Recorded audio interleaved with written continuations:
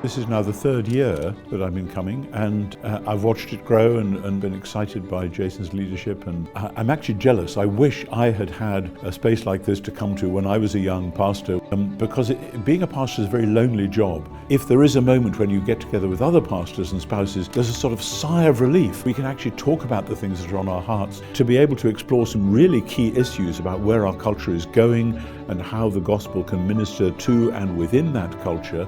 This is enormously useful. You'll be surprised how much you find rest and inspiration and camaraderie. It's truly a gathering where peer-to-peer relationships and conversations are prioritized, and you'll also be brought back to the centrality of the gospel and its power. You're receiving a lot, but this allowed you to engage. I think sometimes at conferences, the best part of a conference is in the hallways when you're talking to people. And that's what this felt like it was.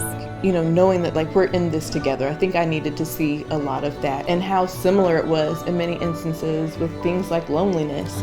Really grateful that spouses were included. I think that marriages are a big part of ministry resilience, and really grateful that Resound Project recognizes that. It's a really sweet frame to really think about the glory of the work, but also the difficulty of the work, and how we can hold those things in proper tension without being discouraged, but also without denying that pastoral ministry is different and it's hard. For churches to succeed, pastors need to succeed. And for pastors to succeed, they have to master this huge portfolio of skills, some of which they were trained to master, how to deliver a sermon, but many of which they aren't prepared for. The teaching of things like leadership structure and how to get vision and mission across to the congregation. There are a lot of areas in which they haven't been trained up in the seminary itself. I really loved hearing from Eric Gregory. I think that's one way Resound can shine, is by experts here to speak into things that we pastors just aren't as familiar with. There are a lot of spaces in our culture where we can criticize the Christian church and the Christian faith.